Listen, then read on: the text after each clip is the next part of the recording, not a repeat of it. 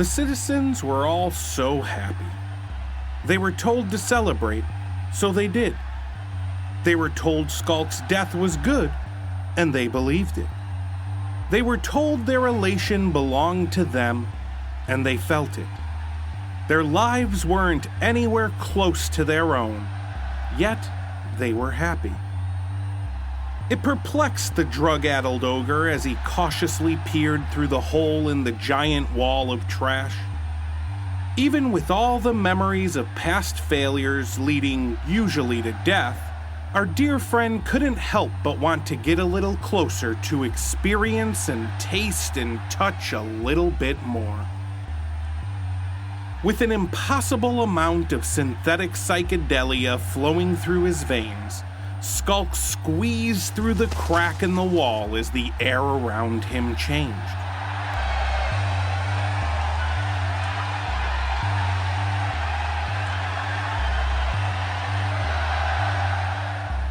It got louder. It got sweaty. It got smelly. As his senses peaked, he forced himself behind one of the constantly crumbling towers to help hold him back from the urge to rush in and experience everything at once. As he gazed out from behind the rubble, he noticed the people in the city were still chained, but behaved as if they weren't. They drank heavily, they rubbed against each other. Old car batteries were drained of their acids and heated into smoke as the partiers caught the gases in rags and held them over their mouths until they gained a sickly grin on their faces. Others worked tubes of glowing green liquid down their pants. But as they funneled more gunk into the tubes, nothing seemed to come out of the pants. Those with the hoses in their britches only giggled the longer the tubes stayed there. To be honest, most of them seemed to be doing more drugs, vapors, pills, liquids, and toxins than Skulk was forced to do by Camelman. Skulk quickly looked around to see if the scrawny wretch was still around. The beast's pulsing brain heaved up and down with nausea. The ogre grabbed his head and leaned against the city wall, knocking a guard tower down to the ground, crushing an unsuspecting man in the rubble. One of the nearby partiers spun around upon hearing the destruction. Skulk quickly cowered behind the building, worried people would recognize him even though he was hairless, beaten, and covered in oil thanks to Camelman. Skulk quickly looked around again.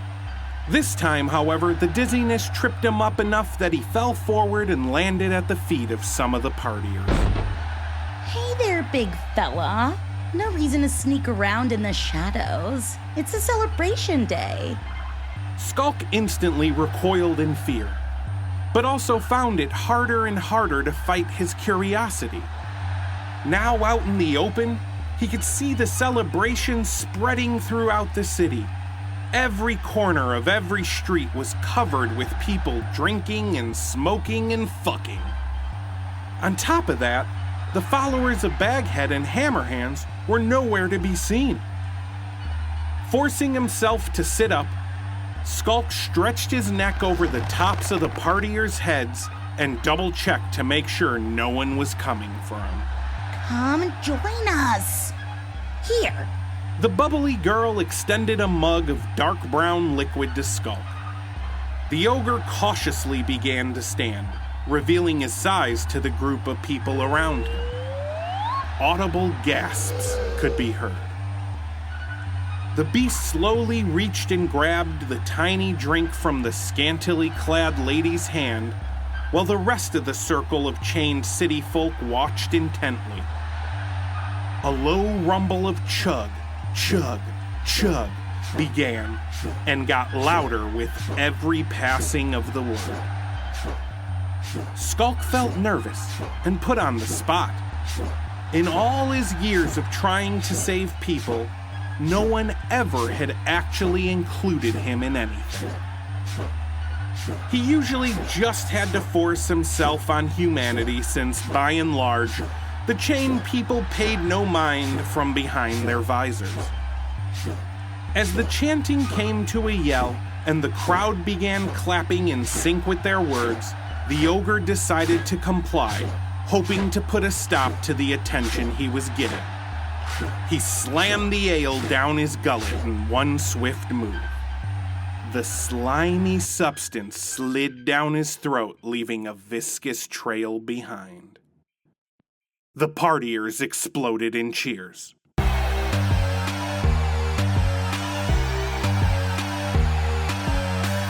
As he pulled the glass away from his mouth, a grin as wide as the city could be seen on his face. Skulk finally felt wanted, and now attention was all he sought. 2 more glasses appeared in his face, and, without a moment of thought, they ended up down his throat faster than they appeared. More cheers came, now from other circles of people, as the whole block began to notice the giant oil-covered man partying better than any of them ever could. Skulk grabbed every mug within reach, almost crushing them with his giant hands, and downed them while spilling quite a bit more on himself in the process. The mix caught up to him and he instantly puked out 3 partiers in front of him. Their skin lightly bubbled from the toxicity of his gut, and the drugs, and the booze. Skulk shrunk back and waited for violent retribution.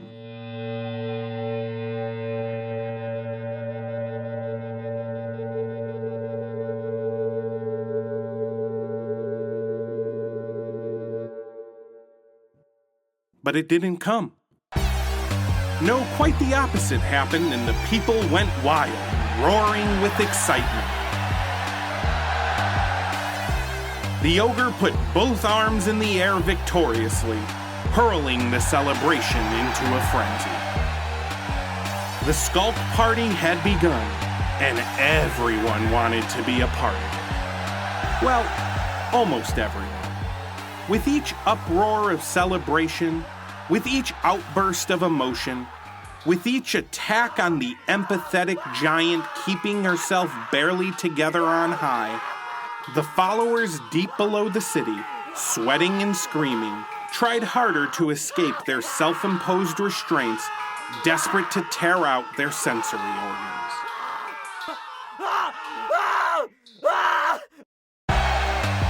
Skulk was told to chug, so he did. Skulk was told partying was good, and he believed it. Skulk was told to be happy, and he was. Skulk had become one of them. One of us.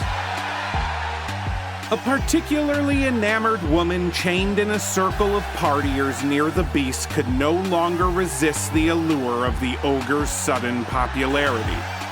She rushed over, dragging along those chained to her, and jumped on top of Skulk.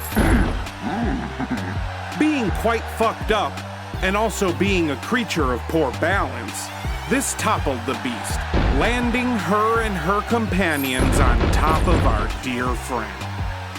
You're amazing. And with that, her clothes came off. Then somehow his clothes came off. Then other people's clothes came off. People's stuff began to rub against each other's things as more of the crowd's clothes came off to better rub their things on even more stuff. In all his years, through all the constant memory wipes, Skulk had never experienced something quite like this. Your boy was fucking, and man, did he love it. He loved everything about the situation. He loved as the people cheered. He loved when they fed him more drugs and booze. He definitely loved whatever was happening down there, and what he thought was happening over there. But mostly, he loved being the middle of everyone's happiness. The world whipped around the ogre. Faces were replaced by other faces. Arms, legs, dicks, pussies, drugs, drinks, buildings, trash, sky, earth. visions blurred. Sounds and sights became feelings, and those feelings raged. He felt it all, his past, his present, his future. His skin was set ablaze with the grinding, and the careful moments of not grinding to build up the times when there was. Skulk wanted more. He wanted everything faster, harder. His inebriated cloud of delusions peaked along with his wants. Skulk burst out of the orgy and searched for that more. Having a brief taste of momentary fame, the ogre wanted to ensure that he stayed the life of this party and decided to make all choices at the highest level of intensity. He grabbed people's drinks and slammed them into his mouth, mug and all, chewing glass and laughing like a lunatic. He cheersed a man so hard that it knocked him straight through the collapsing tower next to him. As he came upon a group of fornicators, the ogre got so excited that he literally fucked through each and every one. Humans, animals, structures, objects, and ideas were left in the beast's wake. Some bloody, some beaten, some exhausted, but all had come. It took 20 long city blocks of half-fucking, half-fighting before the ogre's drug-fueled concentration broke. He could have gone on much longer, but something caught his eye. He had turned towards the mountain to grab a human to chug and a mug of beer to fuck when he tilted his head back and saw her. That familiar figure in red. The one he had thought of as friend but moments, or was it decades ago? Lady Baghead. The world slowed. Skulk threw human and beer aside and stared at the giant, head between her legs, hands over her ears, and began to feel something. With memories intact, the ogre began to understand why she did what she did. All the time she spoke about silencing the people, he never realized how much she felt. With each roar of mispackaged rage from the crowds, she cringed and pushed harder on her ears to try to shut it out. The ogre looked around and finally understood what it meant when no human could even see the giant. Skulk had felt lonely even when people could see him and just ignored him. How miserable a life it must be to truly go unseen, he thought. She wasn't trying to harm the people. She was just keeping them emotionally drained so she could stay sane. With memories intact, he too realized how affected by the world he was and understood how complicated that must be. He too realized how his day-to-day issues were really the issues we never had dealt with from long before any of Earth's current residents existed. He too wanted to be understood and accounted for. He staggered forward and leaned against a hollow tree. His chest felt warm and his stomach buzzed with bees that wouldn't sting. Love is a funny thing and can come from out of nowhere. Maybe the beast really did find similarities between the two of them.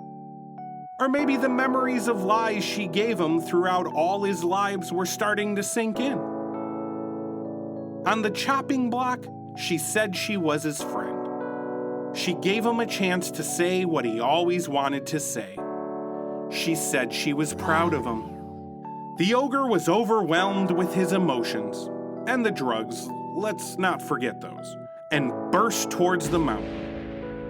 He covered heights of crumbling towers in single leaps on his way up, thanks to the sudden fervor of love, and also the 8 empirical tons of cocaine powering through his system. As he crested the precipice, Skulk emoted all he could towards Lady Baghead, who was crouched in a fetal position with one foot still on Hammerhands. She looked up, shocked to see the beast in his naked, tarred, and hairless form. Skulk smiled a smelly grin. You came back here. Why? Skulk sensed her unease, and then became aware of his crazed appearance. He quickly grabbed some dead grass and smushed it all over the gooey oils on his head and underneath his nose. He then uprooted a couple dead trees, forming them into a bouquet, and attempted to hand them to her. Friend. Proud. Love. Skulk inched towards her with each word as she backed away at the same pace. Lady Baghead picked up Hammerhands and clutched him to her chest in half-baked self-defense. How do you remember that? You shouldn't be able to. You should be back to your same old dumb self. You should hate me. Every being is full of hate. Prove me right. Prove me right. Lady Baghead lunged at Skulk and hit him so hard some of his green teeth trickled down the mountain. Hammerhands wiggled and writhed with jealousy at this burst of aggression. The incalculable amount of drugs in Skulk's system prevented him from feeling any pain. Unite. Lady Baghead instantly cracked him again. More teeth went flying this time. The grass he rubbed against his head and face was all but gone from the blows. As Skulk turned back to continue inching closer, he saw two maroon circles seeping through the bag staring back at him. The tears of decades, no, centuries, of frustration couldn't be held back any longer by the ethereal giant. They had reached the edge as Lady Baghead held Hammerhands above her head, threatening to throw the monstrosity at Skulk. Our dear friend looked up at the massive woman he wanted to help and climbed up her body until he was face to bag with the giant. Hammerhands flailed and grunted as he tried to hit the ogre just out of reach. Skulk slowly removed the bag from the ethereal being's head. The bag briefly clung to the scabs of blood fixed to her eye sockets for eternities, finally giving way with a plurk. Beyond the wet sockets of her eyes was a tunnel of darkness. We can be love? Skulk wrapped his arms around her neck and tenderly rested his head against hers. She didn't resist. Both wrecks of the universe cried their literal and metaphorical eyes out. Neither had asked for anything they were given, but both needed to deal with it constantly, and both were very tired. Even Hammerhand squirmed a little bit less in that moment. Why has time done this to us? Skulk pulled back and rested his giant hairy hand against her cheek. We can change from now. And in that most sweet and tender moment of vulnerability, the universe made an extremely uncaring move. It had allowed Skulk and Lady Baghead to share this occasion. They held each other as cosmic, eternal friends. Who knows? Maybe they could have even been lovers. Yet, simple happenstance had set the stage to pass the baton of burden to Skulk. Despite how hard the giant tried to stop him, despite all the time she had to hold back her tears to have him killed, he couldn't be stopped. She went to extreme lengths to kill her friend, not to end his life, but to stop him from having to shoulder the burden of trying to fix a thankless, helpless, inept mass of humanity. But it was all for naught. The universe decided it simply needed Lady Baghead somewhere else. With barely any sign that she had ever been there in the first place, the ethereal being evaporated from Skulk's arms and shot out to a distant planet where she'd do this whole song and dance over again. And as the universe sent Lady Baghead elsewhere, Skulk, again stripped of the only thing that gave his life meaning, fell back to the same old planet he'd ever known.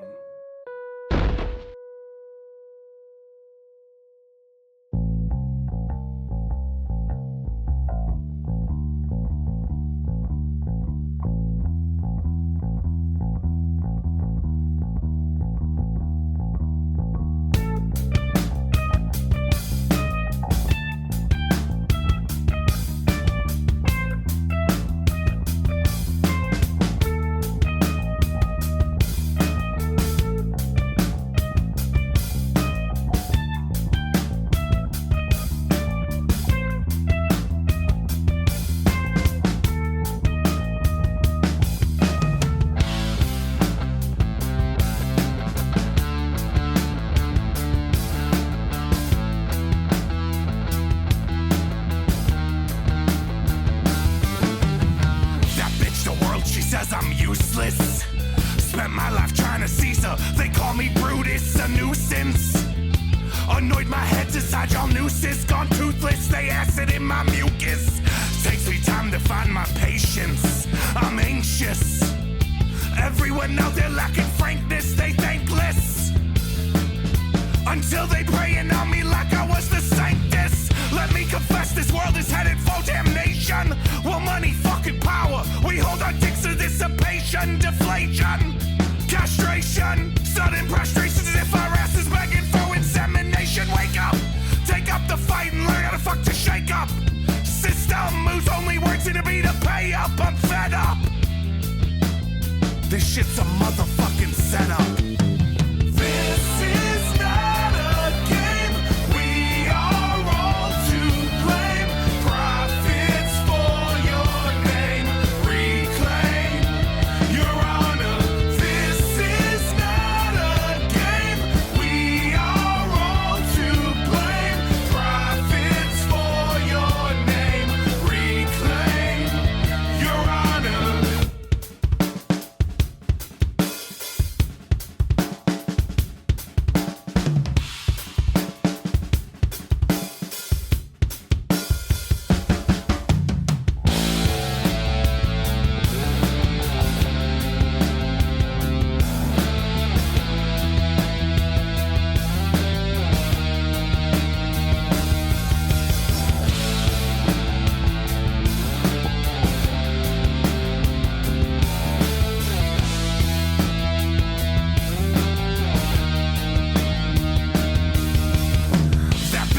She's trying to puke us.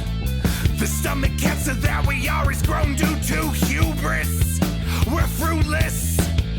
Our tree of knowledge bears no wisdom cause its trunk is rootless. Wake up every morning tired, acquired the desire for a life that's uninspired. So the dark goes unrequired. Now stupidity's what's admired. Fine with everything that transpired and retired till you've expired. What we doing, what we done. If life's a barrel full of laughter, then I'll be the joker to put my head against the gun and spray the walls with fun so everyone can come among. Makes fun to make fun of the thoughtful art that I've become. I'm sick of everybody bitching, shoveling hard and aware the graves that ditch y'all digging, unflinching, enriching maggots above our region.